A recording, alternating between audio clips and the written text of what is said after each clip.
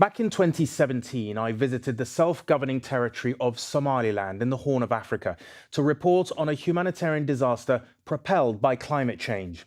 A 3-year drought had turned its once fertile soil to dust. Over 6 million people faced displacement and famine. Children there faced the double threat of hunger, malnutrition and cholera. I met Asha in a remote part of Somaliland who said she had been left with nothing. I lost 2 baby daughters to the drought, she told me. My husband lies sick at home, unable to get up. I've come here for help.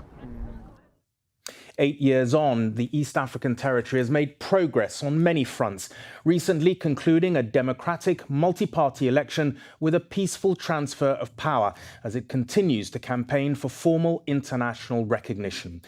However, it continues to face the threat of food insecurity due to the climate crisis which is affecting the whole of the Horn of Africa. I'm joined now by Abdullahi Osman, Somaliland Minister of Environment and Climate Change, who's in London. Welcome, Minister Osman. Somaliland continues to confront vulnerabilities on many fronts due to climate change. You're in London. You met the British Minister of Climate. What did you discuss and what can Somaliland do to try and halt the climate crisis effects on its country? Yeah, thank you for welcoming me here. As you said, I met with the Minister of Climate, UK. What we discussed it is, first of all, we're talking about the situation we are in at the moment. There are semi-drought in the country. The phenomenon of El Niño is happening in there. On top of all the impact, climate change impact we were living in, we are in the epicenter of that change. And on top of that, we discussed that what we need to confront with that, which is we have to adapt, make adaptation on what's happening. And we ask it for, international funds to be maintained as they used to be. I know it's a difficult time all around. Well, they're right. It is a difficult time because, I mean, the UK and, of course, the US have drastically cut international aid, affecting all levels of assistance. That makes it even more difficult, doesn't it? I mean, did you get promises of help, and what was the response? It gets definitely it gets more difficult, and we understand that it's happening all over the world, and we have to face that and do our part. We have to also use our meager resources to the full, and we did not get to the point where we have to get an answer for yes and no. But diplomacy don't work that way in this situation. But we are optimistic about that our plea will be heard, and we get positive answers from the UK government. What do you remember from 2017? I mean, we were both there. I remember sort of meeting you. You were in opposition at the time. How bad was it? I mean, what do you remember from that time? That was a terrible time, as you have mentioned it, and millions of livestock perished through that drought, close to a famine, really. And we have to keep in mind what's happening, and we have to fight against that. So we need to do our part by reforestation, by water catchment, by pastoral, by getting seeds that's climate change resistant, and we have to do data collection. We have to do early warning systems, and there's a lot of things that we have to do, so we cannot repeat. So your strategy is to ask for real technical, high-tech help, rather than just saying, give us money to cope with the situation ourselves. Yes, that's what we did. We also asked for people to be trained in these universities, and we had a good response about that as well. And we thank the Minister of Climate that she made a different group of with different ministries and government institutions to come up with the best answer that we can get assistance for. I mean, the Horn of Africa is an incredibly strategic part of the world. I mean, you've got Yemen opposite you.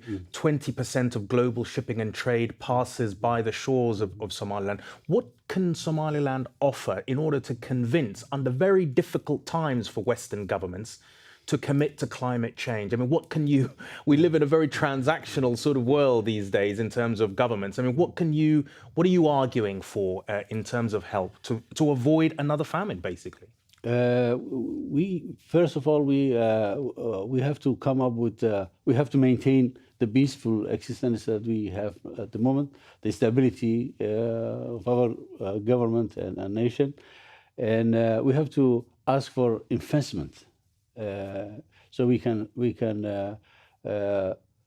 mitigate or come again, the effects or the impacts of the what shall I say, the climate change that's affecting us. And we have resources, untapped resources like minerals. We have a coastline of 850 kilometers. Are those minerals, I mean, you say untapped minerals, I mean, are they things that are relevant to green energy?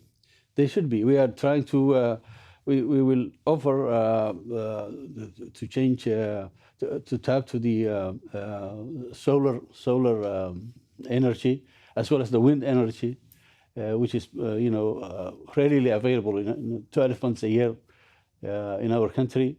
And we contribute to that. We can, with the assistance of the international community, we can plant mangroves in our coastlines, which is one of the best plants that can absorb the carbon. What is the situation now? I mean, the climate crisis and fragility of food supplies and the threat to livestock still continues. I mean, 8 years on. Yeah. But what's the situation today? It's surely not as bad as 2017, but nothing's guaranteed, right? Nothing is guaranteed. We are always on the verge of, it can happen to either side. We don't have that much resistance to it.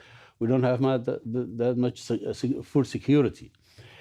So we have to take into account for all that and try our best to save food for in case it happens. We have to return the livestock that perished in different programs that the international community helps us with. Let me ask you, I mean, a wider question, a wider political and international question now, I mean, away from the sort of climate crisis.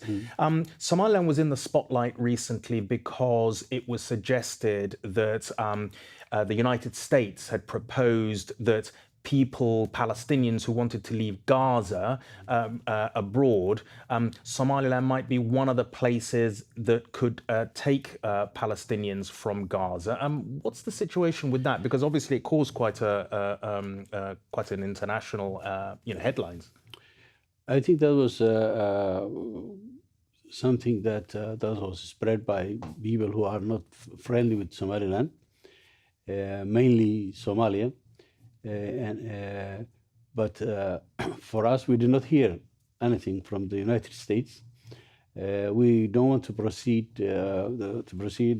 before things happen, and most certainly we sympathize with the Palestinian people, and we like all hostilities to stop. We like that they get peace, and whatever their aspirations are.